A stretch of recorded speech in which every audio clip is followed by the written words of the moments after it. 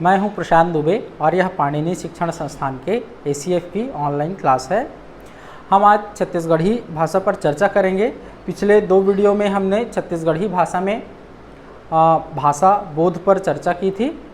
ठीक है, आज हम देखेंगे छत्तीसगढ़ी का व्याकरण। 5 टॉपिक सिलेबस में मैंने बताया था, उनमें से पहला टॉपिक हमने क्या देखा था, छत्तीसगढ़ी भाषा का ज्ञान, वो तो लास्ट में पढ़ेंगे। दूसरा टॉपिक था छत्तीसगढ़ी का विकास एवं इतिहास, तो उसको हम पिछले 2 वीडियो में देख चुके हैं। आज हम देखते हैं छत्तीसगढ़ी का व्याकरण। तो छत्तीसगढ़ी का व्याकरण क्या टॉपिक है हमारा, छत्तीसगढ़ी का व्याकरण। व्याकरण में सारी चीज़ें आ जाती हैं। कौन कौन सी सारी चीज़ें, तो लिंग, वचन, कारक, पुरुष, संज्ञा, सर्वनाम, विशेषण, क्रिया, क्रिया विशेषण, अव्यय, काल आदि सारी चीज़ें व्याकरण के अंतर्गत आ जाती हैं। लिंग, वचन, पुरुष और कारक को हम बाद में पढ़ेंगे, उससे पहले पढ़ेंगे हम संज्ञा, सर्वनाम आदि आदि, जिसको हम क्या कहते हैं, शब्द साधन। ठीक है, छत्तीसगढ़ी पढ़ना कहाँ से है, कई लोगों के मन में यह प्रश्न होता है। तो छत्तीसगढ़ी के अधिकांश प्रश्न छत्तीसगढ़ी के संपूर्ण व्याकरण नामक पुस्तक, जिसके लेखक विनय कुमार पाठक और विनोद कुमार वर्मा जी हैं, वहाँ से पूछा जाता है। तो आप यहाँ से पढ़ सकते हैं। ठीक है, तो देखते हैं आज क्या स्टार्ट कर रहे हैं। छत्तीसगढ़ी का व्याकरण में सबसे पहले क्या देख रहे हैं, शब्द साधन, लिंग, वचन, पुरुष, कारक आदि पर बाद में हम चर्चा करेंगे। सबसे पहले क्या देख रहे हैं, शब्द साधन। तो देखो, शब्द साधन क्या है, ऐसी कोई परिभाषा नहीं आएगी, लेकिन फिर भी हम समझते हैं कि शब्द साधन है क्या। ठीक है, तो शब्द साधन व्याकरण का वह भाग है जिसके अंतर्गत हम शब्द के भेद, उसके रूप, उसके प्रकार, उसके रूपांतर तथा उसके प्रयोग आदि का अध्ययन करते हैं। शब्द साधन व्याकरण का वह भाग है जिसके अंतर्गत हम शब्द के भेद, प्रकार, रूप, रूपांतर और उसके प्रयोग आदि का अध्ययन करते हैं। ठीक है, अब देखते हैं तो शब्द के प्रकार कितने हैं। तो अलग अलग आधारों पर शब्द के अलग अलग प्रकार हैं। सबसे पहले देखते हैं किस आधार पर, प्रयोग के आधार पर। 5 आधारों पर हम देखेंगे। पहला क्या देख रहे हैं, इसको मैं नाम दे देता हूँ, ये वाला है ना, रोमन अक्षर में, प्रयोग के आधार पर। किसमें प्रयोग के आधार पर, वाक्य में प्रयोग के आधार पर। ऐसा लिख लेना, वाक्य में प्रयोग के आधार पर क्या देख रहे हैं, शब्द के प्रकार। तो इस आधार पर शब्द के 8 प्रकार हैं। कौन कौन से हैं मैं लिख देता हूं, यह भी पूछा जा सकता है प्रश्न के रूप में, है ना, कि वाक्य में प्रयोग के आधार पर शब्द के कितने भेद हैं। तो कितने भेद हैं, 8 भेद हैं या प्रकार हैं, है ना। तो पहला है संज्ञा, दूसरा है सर्वनाम, तीसरा है विशेषण, चौथा है क्रिया, 5वां है क्रिया विशेषण, 6वां है संबंध बोधक अव्यय, 7वां है समुच्चय बोधक अव्यय और 8वां है विस्मयादि बोधक अव्यय। इसको विस्मयादि सूचक, समुच्चय सूचक, संबंध सूचक ये भी बोलते हैं, है ना। तो ये प्रयोग के, वाक्य में प्रयोग के आधार पर शब्द के इतने भेद हैं, 8 भेद। मतलब वाक्य में शब्द किस रूप में है, संज्ञा के रूप में है, सर्वनाम के रूप में है, विशेषण के रूप में है, क्रिया के रूप में है, क्रिया विशेषण के रूप में है, संबंध बोधक के रूप में है, समुच्चय बोधक के रूप में है, विस्मयादि बोधक के रूप में है, किस रूप में है ना। ये वाक्य में प्रयोग के आधार पर होता है। तो ये 8 भेद हो गए। अब देखते हैं दूसरा, रूपांतर के आधार पर। किस आधार पर देख रहे हैं? रूपांतर। रूपांतर मतलब रूप में अंतर। तो रूपांतर के आधार पर। मैं सारी चीज़ों को समझाऊंगा बाद में क्या क्या चीज़ें हैं, हम आएंगे आगे जब सारी चीज़ों को पढ़ने लगेंगे तो मैं बताते जाऊंगा, है ना क्या है। इस आधार पर शब्द दो प्रकार के होते हैं। पहला विकारी शब्द, अभी केवल ध्यान में रखना है इसको, है ना, मैं सारी चीज़ों को टॉपिक वाइज क्लियर करते जाऊंगा। दूसरा है अविकारी शब्द।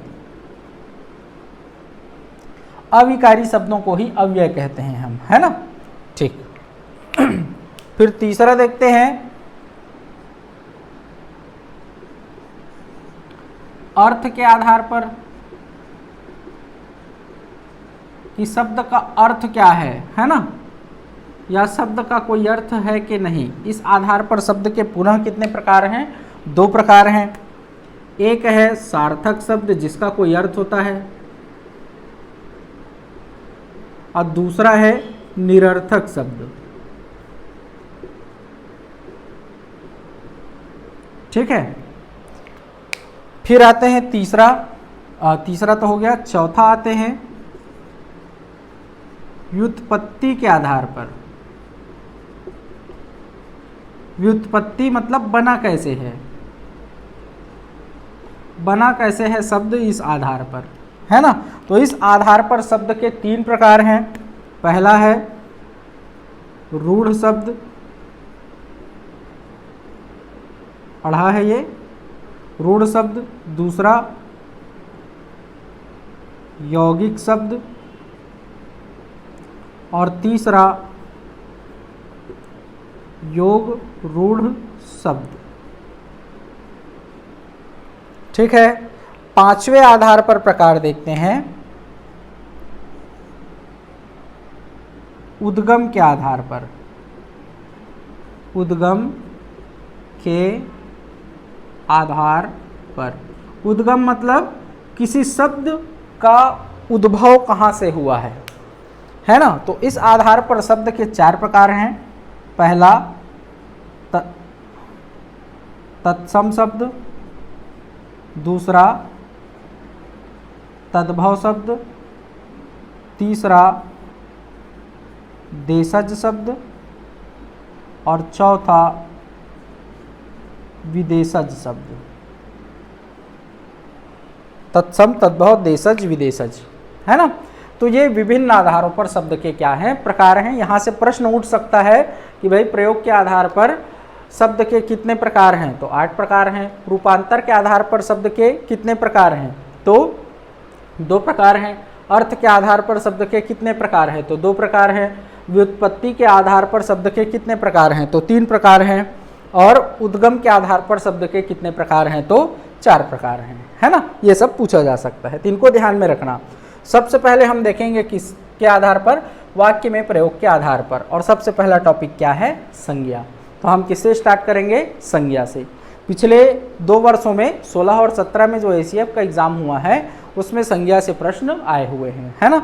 तो देखते हैं सबसे पहले क्या, संज्ञा। अब देखिए संज्ञा, नाउन किसे कहते हैं संज्ञा, तो किसी भी नाम को हम क्या कहते हैं, संज्ञा कहते हैं। किसी भी पदार्थ, यहाँ पदार्थ कहने का अर्थ सारी चीज़ें उसमें आती हैं, जीव निर्जीव सारी चीज़ें। तो किसी भी पदार्थ को पहचान के लिए, किसी भी पदार्थ के पहचान के लिए उसको जो नाम दिया जाता है उसे ही हम क्या कहते हैं, संज्ञा कहते हैं। किसी भी पदार्थ को पहचान के लिए जो हम नाम देते हैं उसे ही हम क्या कहते हैं, संज्ञा कहते हैं। ठीक है, जैसे इसको कैसे पहचानूं, मतलब इसकी पहचान मैं किसी को कैसे बताऊं, तो उसके लिए इसको एक नाम देना पड़ेगा, क्या कि मार्कर। तो यही मार्कर शब्द क्या है, संज्ञा है। इसको किसी को बताना है इसकी पहचान, तो पहचान बताने के लिए इसको एक नाम देना पड़ेगा कि व्हाइट बोर्ड, तो यही क्या है, संज्ञा है। तो पहचान बताने के लिए हम क्या करते हैं, जो नाम देते हैं वही क्या कहलाती है, संज्ञा कहलाती है। ठीक है, अब ये नाम एक व्यक्ति का या एक जीव का या एक वस्तु का हो सकता है, एक व्यक्ति का, एक वस्तु का, एक जीव का हो सकता है, या किसी जीव या वस्तु की पूरी जाति का नाम हो सकता है, या किसी व्यक्ति या वस्तु के गुणधर्म का नाम हो सकता है, या किसी व्यक्ति या वस्तु के कार्य का नाम हो सकता है। कार्य को भी तो हम नाम देते हैं ना, किसी कार्य को पहचान देने के लिए। जैसे ये, इस कार्य को पहचान देने के लिए हमने क्या नाम दिया? खाना, है ना। ये, इस कार्य को नाम देने के लिए हमने क्या, पहचान देने के लिए हमने क्या दिखा, क्या नाम दिया? लिखाई, है ना। क्या नाम दिया? लिखाई। ऐसे हमने किया, तो इस कार्य को पहचान देने के लिए हमने क्या नाम दिया? पढ़ाई। तो यही सब क्या है? संज्ञा है, जो नाम देते हैं। तो किसी वस्तु का, किसी व्यक्ति का, किसी व्यक्ति या वस्तु के जाति का, किसी व्यक्ति या वस्तु के गुणधर्म का, या किसी व्यक्ति या वस्तु के क्रियाकलाप को आदि को जो नाम हम देते हैं वही क्या कहलाती है? संज्ञा कहलाती है ना। संज्ञा स्त्रीलिंग शब्द है, इसलिए मैं क्या बोल रहा हूँ? संज्ञा कहलाती है। ठीक है, तो परिभाषा क्या हो जाएगी? हालांकि परिभाषा से प्रश्न आने की संभावना कम है, लेकिन फिर भी आ सकता है ना। तो देखते हैं संज्ञा, क्या परिभाषा लिखेंगे? तो किसी व्यक्ति, वस्तु, स्थान, जाति, भाव, गुणधर्म, कार्य आदि के नाम को संज्ञा कहते हैं। क्या कहा मैंने? किसी व्यक्ति, वस्तु, स्थान, जाति, गुणधर्म, भाव, क्रिया या कार्य आदि के नाम को संज्ञा कहते हैं, है ना। यह हो गया संज्ञा की परिभाषा हो गई। अब देखते हैं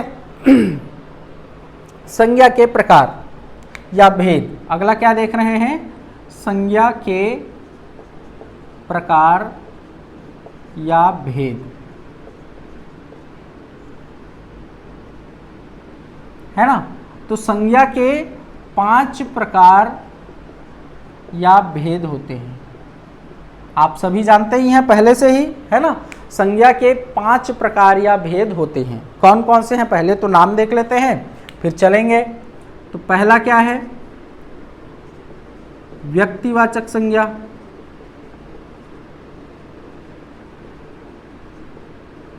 दूसरा जातिवाचक संज्ञा,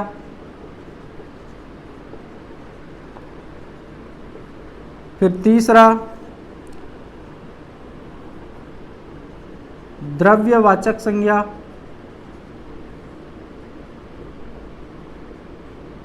चौथा समूहवाचक संज्ञा,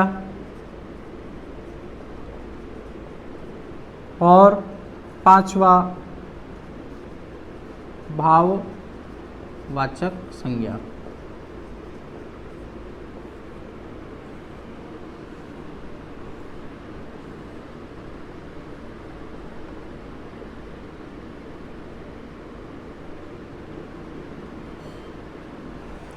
सबसे पहले देखते हैं व्यक्तिवाचक संज्ञा। व्यक्तिवाचक संज्ञा क्या है? तो वह नाम जिससे सिर्फ या केवल, वह नाम जिससे केवल एक व्यक्ति या वस्तु या स्थान का बोध हो, उसे हम क्या कहते हैं? व्यक्तिवाचक संज्ञा कहते हैं।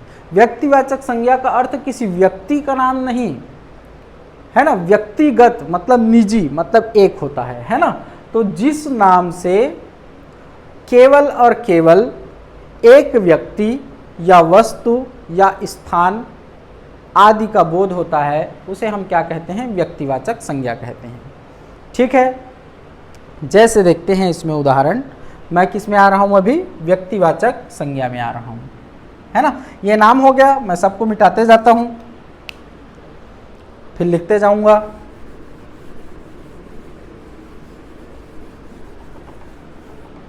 जैसे मनुष्यों के नाम, क्या देख रहे हैं? मनुष्य के नाम। मनुष्य के नाम कैसे? तो जैसे कुलबाहरा, समारू, सीता, है ना, आदि मनुष्य के नाम। फिर देख लेते हैं इसमें स्थान के नाम। स्थान के नाम जैसे भारत, अमेरिका, छत्तीसगढ़, रायपुर, है ना। ठीक, ये सब नाम स्थान के नाम। अब केवल इतने ही नहीं आते हैं, इसमें और भी क्या आते हैं, दिनों के नाम,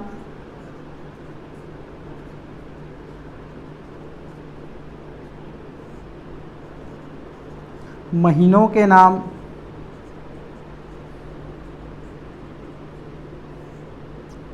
दिशाओं के नाम,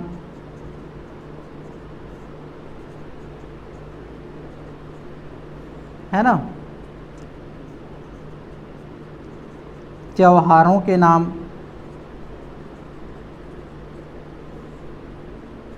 समाचार पत्रों के नाम भी हो सकते हैं इसमें, है ना। जैसे दिनों के नाम तो रविवार, सोमवार, ये सब क्या है, व्यक्तिवाचक संज्ञा है। ठीक है। महीनों के नाम में जैसे, अच्छा ये सब मैं किस में बता रहा हूँ, हिंदी में बता रहा था, है ना। इसको छत्तीसगढ़ी में भी कर सकते हैं आप, मैं हिंदी में आ गया था। रायपुर का क्या हो सकता है, वैसे मैं आप लोगों को इसका लिस्ट भेजूंगा, है ना। तो रायपुर ऐसा कर सकते हैं। अमेरिका को अमेरिका, रविवार को मैं कर देता हूं क्या,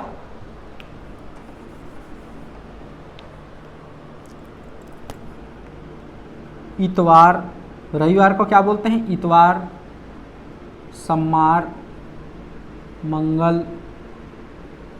ठीक है। महीनों के नाम चैत,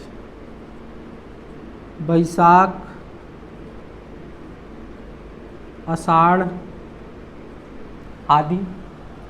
दिशाओं के नाम तो उत्ती, उत्ती मतलब पूर्व, गुड़ती मतलब पश्चिम, भंडार मतलब उत्तर, रक्षहू मतलब दक्षिण। सब क्या है, व्यक्तिवाचक संज्ञा। त्योहारों के नाम जैसे होली, होली को होली, दिवाली, चौथ, है ना। ये सब क्या है, त्योहारों के नाम। समाचार पत्रों के नाम जैसे दैनिक भास्कर, नवभारत, हरिभूमि, ये सब भी क्या है, व्यक्तिवाचक संज्ञा है। ठीक। अब ध्यान रखिएगा, जिससे मैंने क्या बताया, व्यक्तिवाचक संज्ञा में क्या आएगा, जिससे केवल और केवल एक का बोध होता है। लेकिन विनय कुमार पाठक और विनोद कुमार वर्मा वाली जो बुक है छत्तीसगढ़ी का संपूर्ण व्याकरण, उसमें फलों के नाम, वृक्षों के नाम को भी व्यक्तिवाचक संज्ञा में दिया हुआ है। मुझे ऐसा लगता है कि त्रुटिवश ये हो गया है, ऐसा होता नहीं है, है ना। जैसे फलों के नाम में उन्होंने दे दिया है, फलों के नाम में आम, आमा, कलिंदर, अंगूर, ये दे दिया है उन्होंने, है ना। तो यही मानकर चलेंगे, क्योंकि प्रश्न यहीं से पूछेगा देखकर कि आमा किस प्रकार की संज्ञा है, और आपका जो ज्ञान है उसके आधार पर आप क्या लगा दिए, जातिवाचक संज्ञा है, तो गलत हो जाएगा। क्यों, क्योंकि पुस्तक में दिया हुआ है ना। तो ध्यान में रखेंगे, मैं नोट्स के रूप में इनको भेजूंगा, है ना। हालांकि मेरी जितनी जानकारी है, मैंने जितना हिंदी की पुस्तक पढ़ा है, उसके हिसाब से ये जातिवाचक संज्ञा है। ठीक है। ठीक। ऐसे ही क्या दे दिया है उन्होंने, सब्जी और वृक्षों के नाम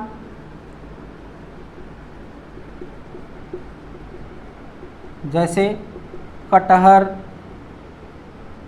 है ना, रमकेलिया,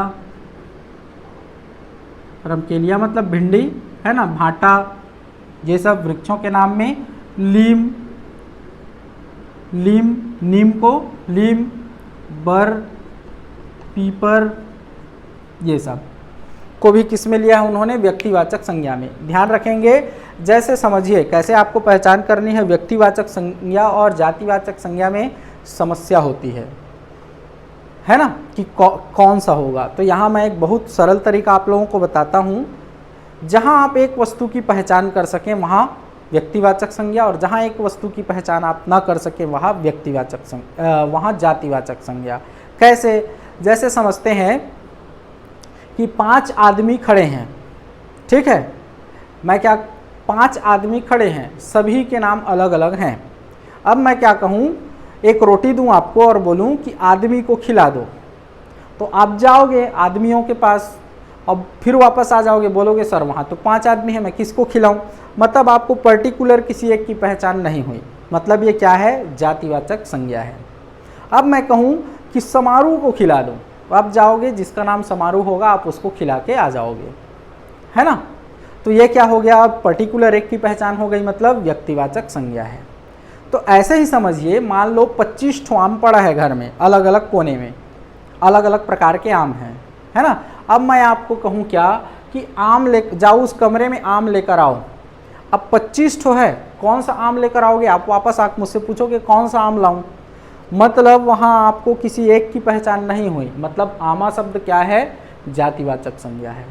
वैसे ही मैं आपको कहूँ कि जंगल में जाओ, नीम का पेड़ काट दो, जंगल में जाओ, एक नीम का पेड़ काट दो, कौन सा पेड़ काटोगे? आप जंगल गए, वहाँ हजारों नीम के पेड़ हैं, फिर वापस आप पूछोगे कौन सा, तो मैं नहीं, है ना, मतलब आपको किसी एक की पहचान नहीं हुई, मतलब नीम क्या है? जातिवाचक संज्ञा है ना। तो ये दोनों की पहचान है, तो ध्यान रखना, इन दोनों को व्यक्तिवाचक संज्ञा में ले लिया है उस पुस्तक में, है ना। ठीक, ये समझ में आया। अगला आते हैं जातिवाचक संज्ञा में। तो मैंने अभी बताया जातिवाचक संज्ञा मतलब किसी जीव या वस्तु की पूरी जाति का जो बोध कराए वह क्या है? जातिवाचक संज्ञा है।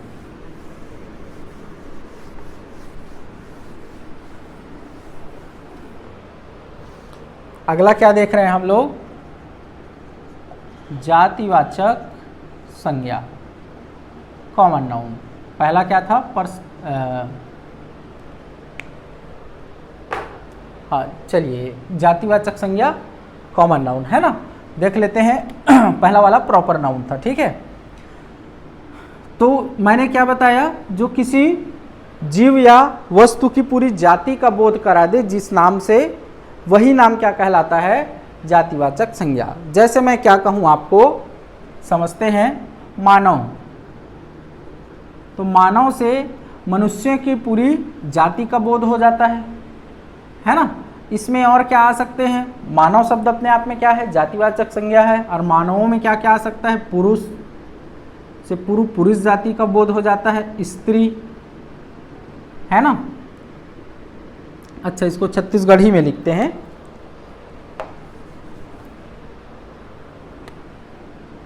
टुरा, टुरी, लड़का,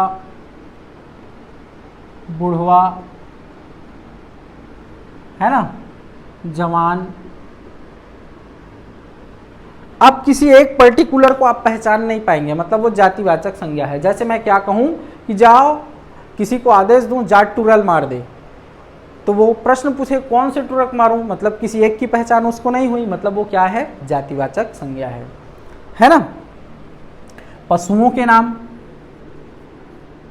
पशु शब्द भी अपने आप में क्या है? जातिवाचक संज्ञा है। इसके अलावा कुकुर, बिलई, ये सारा लिस्ट मैं आप लोगों को भेजूंगा, है ना। कुकुर, बिलई, भैंसा, घोड़वा, ये सब क्या है? जातिवाचक संज्ञा है। इसके अलावा दिन शब्द, दिन शब्द क्या है? अपने आप में जातिवाचक संज्ञा है, लेकिन अलग अलग जो दिन है वो क्या है? व्यक्तिवाचक संज्ञा। जैसे मैं बोलूँगा कि दिन में आज, दिन, एक दिन आना, तो कौन से दिन? किसी एक की पहचान नहीं हो रही आपको, मतलब वो क्या है? जातिवाचक संज्ञा है ना। महीना, महीना भी अपने आप में क्या है? महीना शब्द ना, महीना शब्द अपने आप में क्या है? जातिवाचक है। बछर, बछर मतलब वर्ष, वर्ष भी अपने आप में क्या है? जातिवाचक संज्ञा है। इसके अलावा स्थान शब्द अपने आप में क्या है? जातिवाचक संज्ञा है। और स्थानों में अलग अलग देश, प्रदेश, विदेश,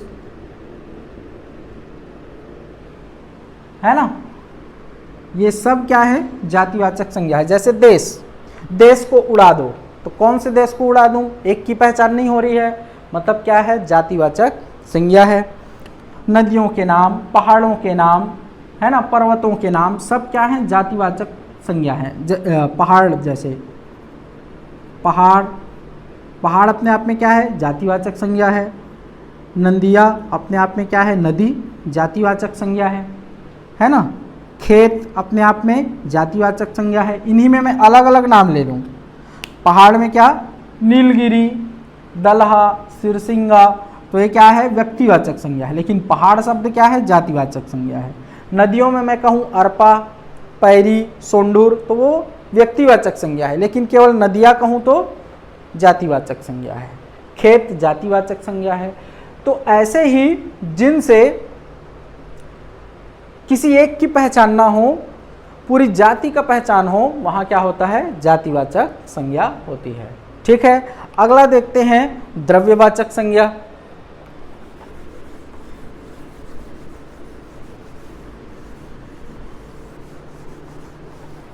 अगला क्या देख रहे हैं, द्रव्यवाचक संज्ञा।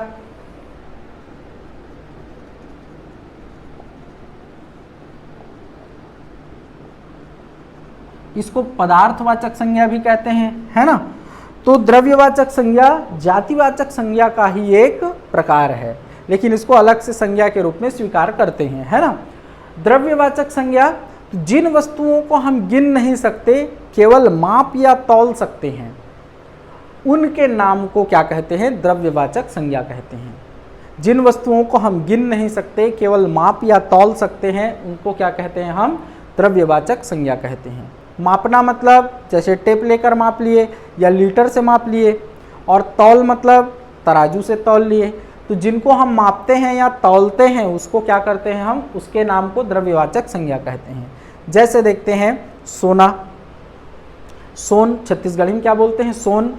तो सोना को आप थोड़ी बोलते हो दुकान में जाकर कि भैया एक ठो सोना देना, क्या बोलते हो आप, 10 ग्राम सोना देना, है ना, ये बोलते हो, मतलब उसको नाप के आप ले रहे हो, तो उसके नाम को हम क्या कहेंगे, द्रव्यवाचक संज्ञा। जैसे तेल लेने जाते हो तो भैया थोड़ी बोलते हो दुकान वाले को, भैया एक ठो तेल देना, ऐसा थोड़ी बोलते हो। तेल मतलब पैकेट की बात नहीं कर रहा हूँ मैं, है ना। तो क्या बोलते हो, 1 लीटर तेल देना, मतलब मापने की बात कर रहे हो। तो जिन वस्तुओं को हम गिन नहीं सकते, माप या तौल सकते हैं, उनके नाम को क्या कहते हैं, द्रव्यवाचक संज्ञा कहते हैं। जैसे इसमें क्या क्या आ जाएगा, अनाजों के नाम,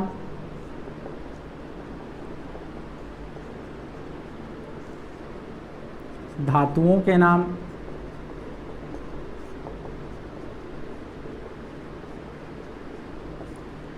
पेय पदार्थों के नाम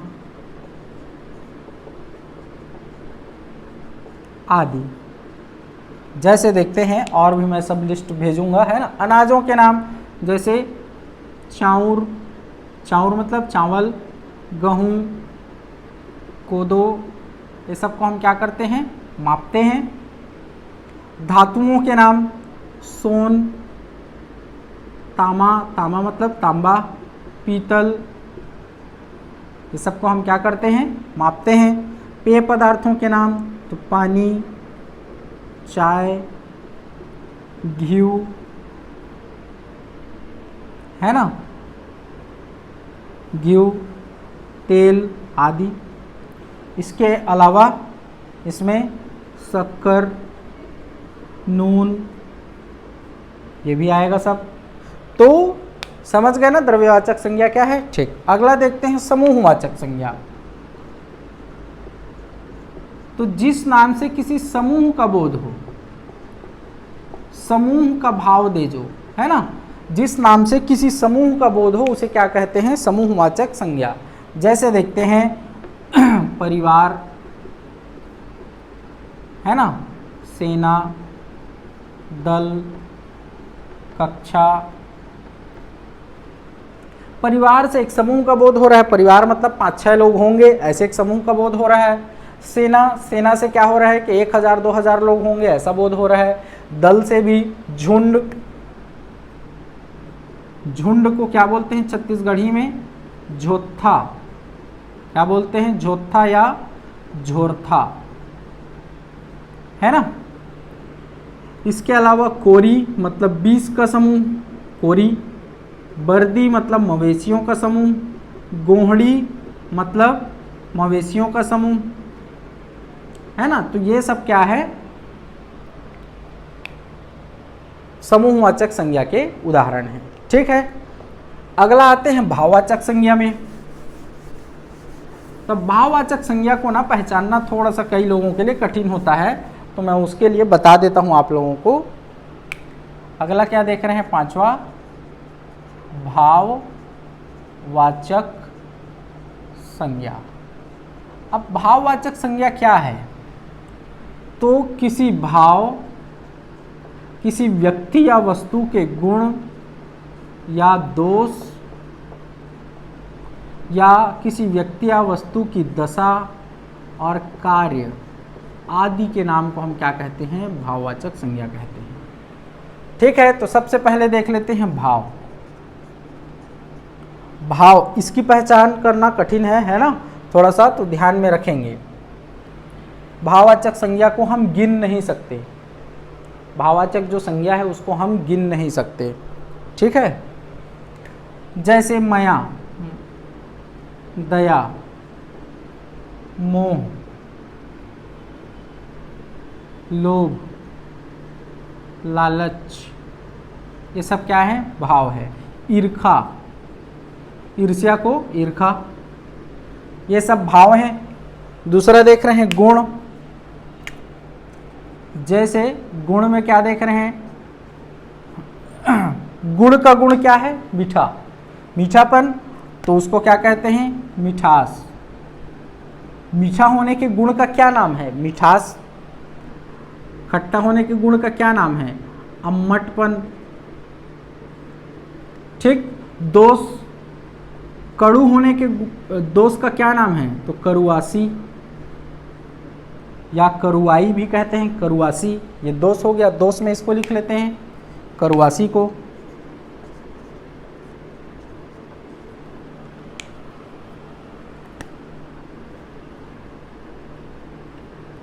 ये वस्तु का गुण है ना, ये दोनों क्या हैं, वस्तु के गुण हैं। यहीं पर हम व्यक्ति के गुण देख ले तो ईमानदारी,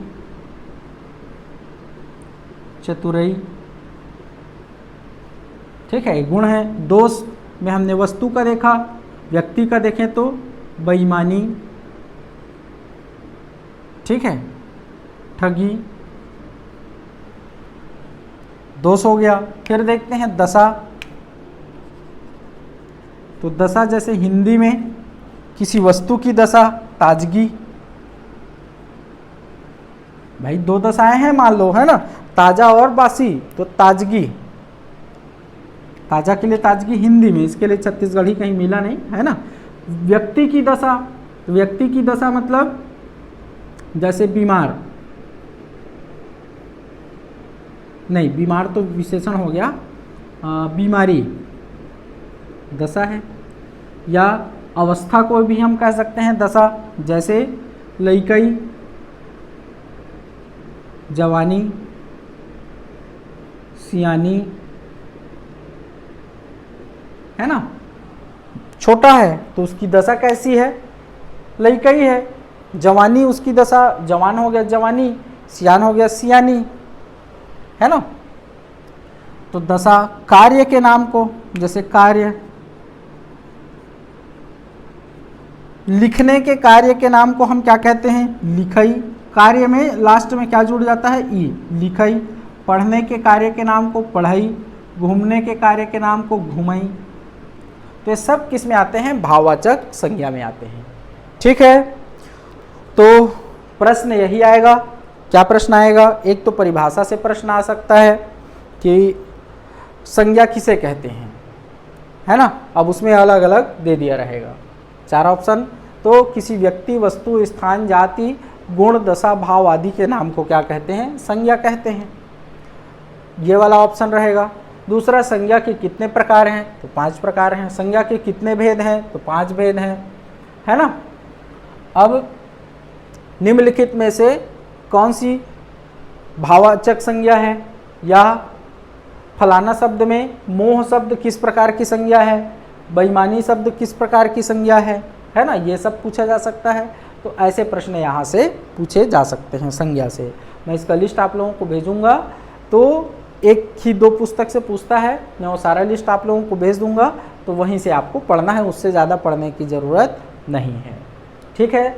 जो कई लोग क्या हैं, छत्तीसगढ़ी नहीं बोलते हैं या छत्तीसगढ़ के उत्तर दक्षिण से बिलोंग करते हैं, तो ऐसे लोगों को छत्तीसगढ़ी नहीं आती, उन लोगों को छत्तीसगढ़ी शब्दों का ज्ञान नहीं है। तो जो मैं लिस्ट भेजूंगा उसमें कोई भी शब्द का अर्थ समझ में ना आए, हिंदी अर्थ, तो मुझे मैसेज करके बताना, फिर मैं आपको बताऊंगा कि इसका अर्थ क्या है ना, क्योंकि एक एक शब्द का अर्थ मैं नहीं लिख सकता। ठीक है। चलिए, तो आप लोग पूछ लीजिएगा जो समझ में ना आएगा।